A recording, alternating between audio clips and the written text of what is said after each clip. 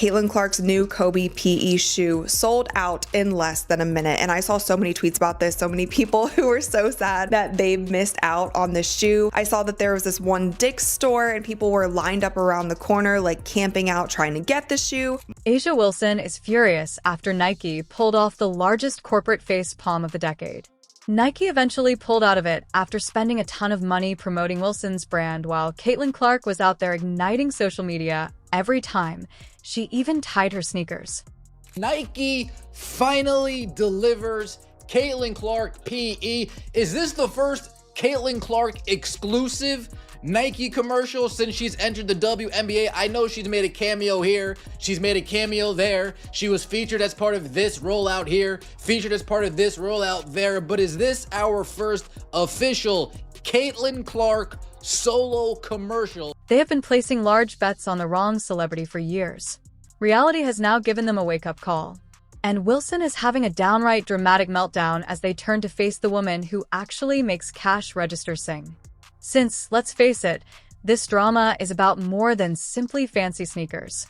Nike is essentially acknowledging that they squandered years promoting the incorrect image, and that Clark's presence alone causes their website to crash more frequently than your grandmother's Facebook page.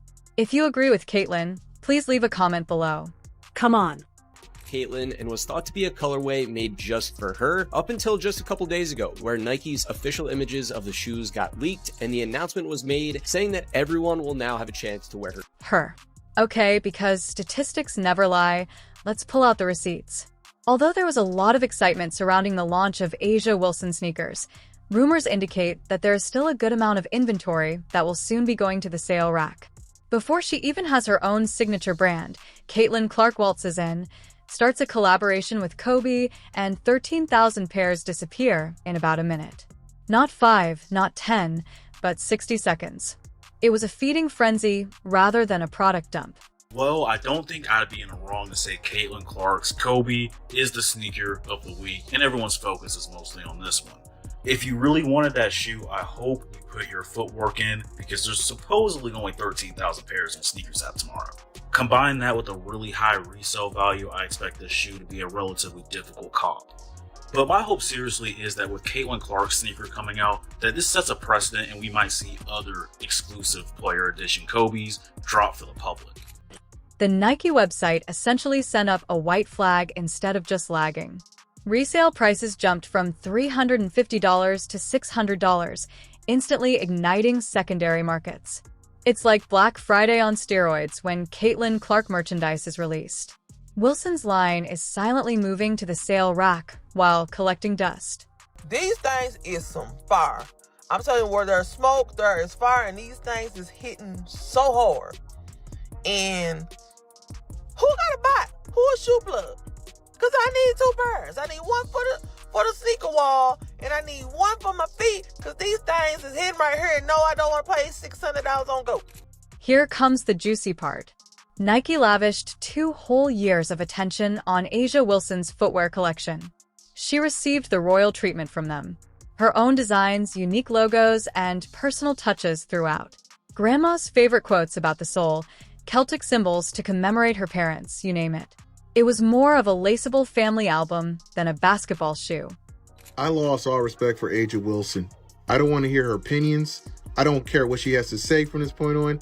When you keep a Nike deal 2 years in secret while you're spewing all that crazy stuff about Caitlin Clark in the Time magazine, read it. Read what she said in the Time magazine. Yet you had a Nike deal the whole entire time? Caitlin is still donning upcycled Cobes in the meanwhile. They managed to outsell Wilson's handcrafted masterpieces by ridiculous margins despite having neither a personal brand nor a signature line yet. Wilson received every toy in the chest from Nike. However, Clark's hand-me-downs unintentionally disrupt the internet. It's nearly tragic. Very nearly. Additionally, the enormous pink elephant in the room must be discussed.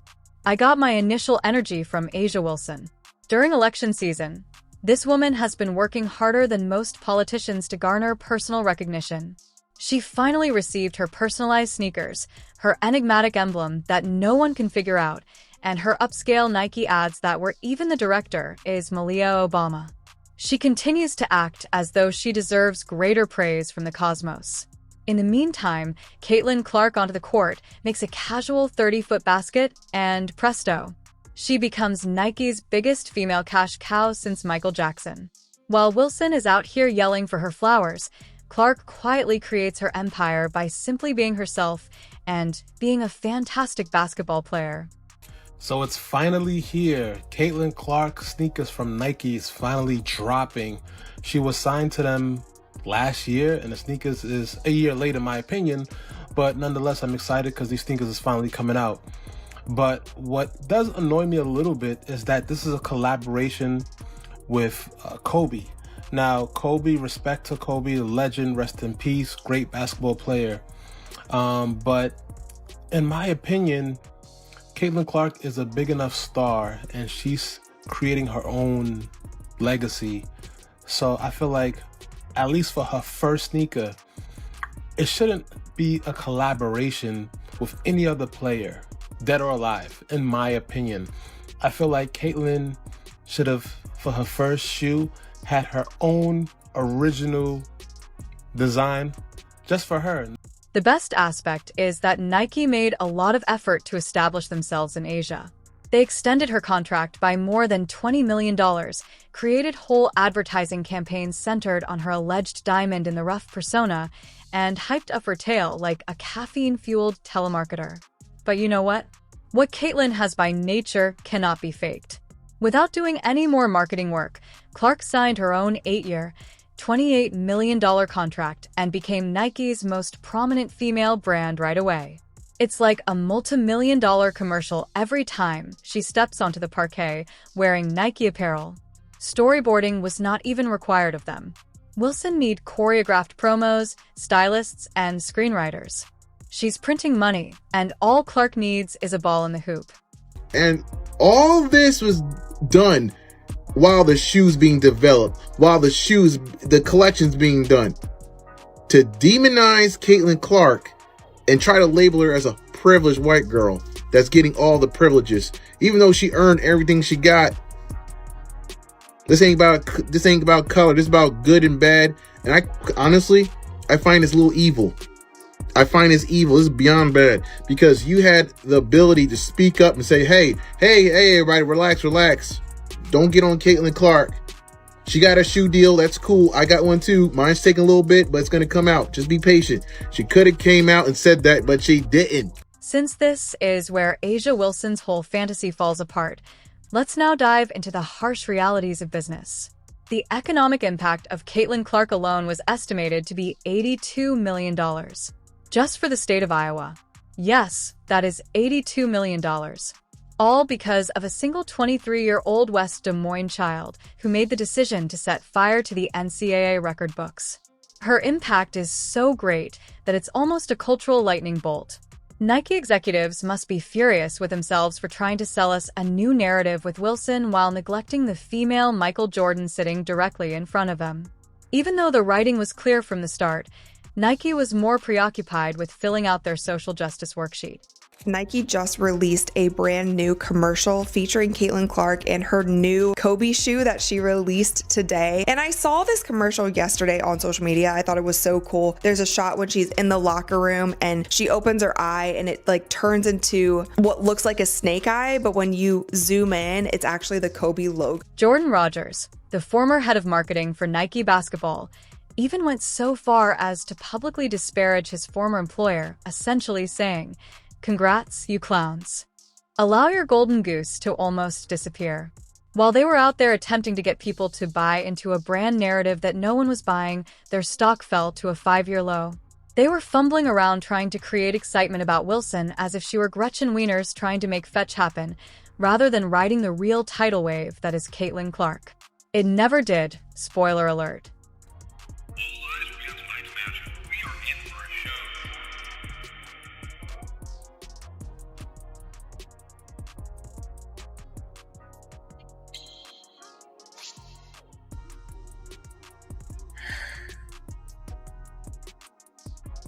Bouncing to it, Sonic.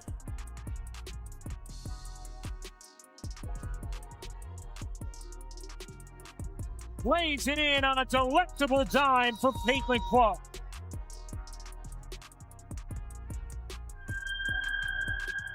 They are finally waking up from their slumber thanks to Nike. The internet doesn't simply slow down, and Caitlin Clark's Kobe drops are amazing. In fact, it implodes like a complete catastrophe.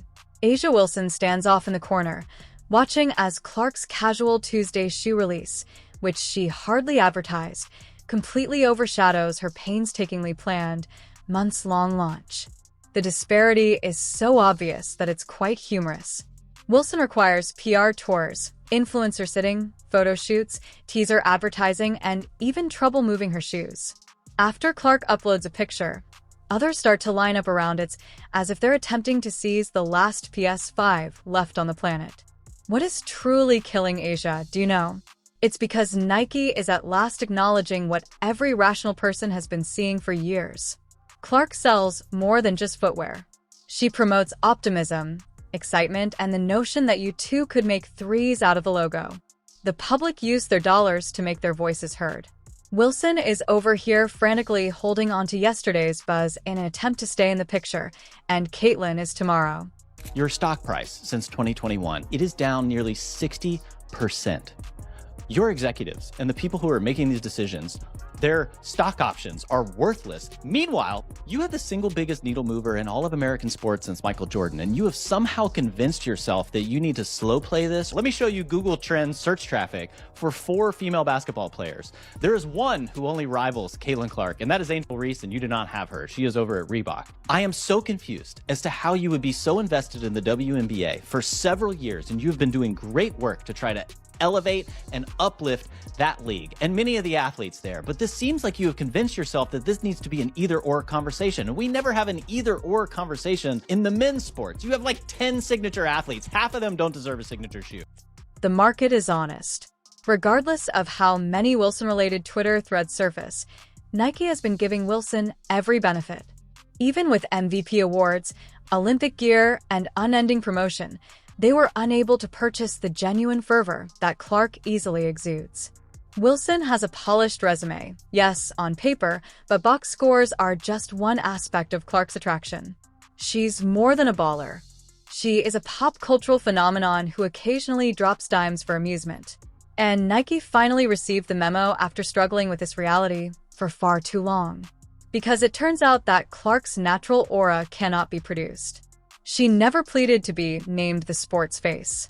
She simply arrived, took charge, and allowed everything to come together naturally. Wilson is essentially running a campaign out here, complete with catchphrases, sympathy plays, and calls for greater respect, just like she would if she were running for local government. Put her in a Super Bowl campaign with 9 other women, and all respect to them, but none of them are moving the needle quite like she is. Your tagline in that was "You can't win, so win." One of the best explanations I can come up with is that you are wringing your hands and afraid to enter into this politically divisive conversation that has been co-opted by the media and pundits who are race baiting and doing all kinds of ridiculous things around women's basketball. You can't win, so win. You have the unicorn, the chosen one, the one who everyone wants to hear from, and you were just sitting around Gatorade, State Farm, Gainbridge, Wilson Basketball, have all figured out how to have a point of view with Caitlin Clark. Please, for the love of God, figure something out. Nike's change is not just wise, but absolutely necessary. They were too preoccupied with creating Wilson's image from the ground up to overlook Clark's solo achievement of bringing the WNBA as a whole into the public eye. Other matches are fortunate to approach 300,000 viewers, while her games routinely surpass 1 million. Ticket sales are booming when Clark is in town. Young children dress themselves as their favorite superhero by donning her jersey. That isn't Photoshop magic from a marketing team. That is the kind of real world-shifting celebrity power that companies aspire to. People were slapping refreshes like they did when Clark's Cobes arrived on Nike's web store attempting to purchase tickets for a band that disbanded before they were even born, while Wilson's shoe drops feel more like tedious tasks that Nike silently guilt-trips fans into performing. Clark's shoe launches are essentially Christmas morning for hoop heads, and the irony is that they're incredibly delicious. Wilson spent years complaining that she didn't receive enough attention, complaining that it took Nike so long to give her a signature line, and ranting that the media didn't declare her the undisputed queen. During this time, Clark simply kept her head down, releasing highlight reel after highlight reel, filling venues, and unintentionally becoming the world ambassador Wilson had always envisioned himself as. Clark didn't bluster about claiming the throne. Nike had to admit, okay, wow, we really blew this one, since she so thoroughly deserved it. We must not ignore this. Caitlin Clark was practically too much for Nike servers to handle. Despite having cutting-edge infrastructure and a multi-billion-dollar company, they were nevertheless overtaken by admirers desperate to own Clark's shoes. That is more than remarkable. That is creating history. At best, Wilson's launches result in a minor hitch. Digital tsunamis caused by Clark's releases most likely appear on Nike's investor call PowerPoints with frightened little graphs. I find it's very deplorable to me. I find it's very deplorable that you allow Caitlin Clark to get crapped on that whole entire time and even speak up. And on top of that, Nike's a bunch of a-holes too, because they didn't speak up and defend Caitlin Clark or speak up and say, hey, we got Aja's shoe coming. We got Aja's shoe coming. Just got to be patient. Caitlin Clark's going to get hers too. I don't understand the tactics here. All you're causing controversy that didn't have to be there. You're calling division where it didn't have to be there. You're calling racial, issues where it didn't have to be there. And prepare to introduce this brand. Furthermore, money is indifferent to your emotions. Wilson can spend all day polishing her trophy cabinet, but Clark is out here with something that is impossible to create in a lab. Millions of people want to spend money only to feel linked to her charm because of her natural electricity. In 2010, Nike realized that supporting Wilson was akin to placing a large wager on MySpace stock. In the meantime, college-aged basketball players wearing Adidas were sitting there, ready to transform their entire women's category if they would just move out of the way. Wilson watches the ideal situation she has been pleading for in public for years slip into Clark's effortlessly cool hands. They are now rushing to catch up. Wilson sneakers will undoubtedly continue to appeal to ardent WNBA fans who believe that purchasing them is a sign of solidarity, but Clark sneakers will continue to sell out to all possible demographics. Children, parents, mothers, and teenagers who recognize Clark's logo as if it were the Batman emblem, yet are unable to name 3 other WNBA players. That is the stark contrast between worldwide pop culture domination and specialized activism merchandise.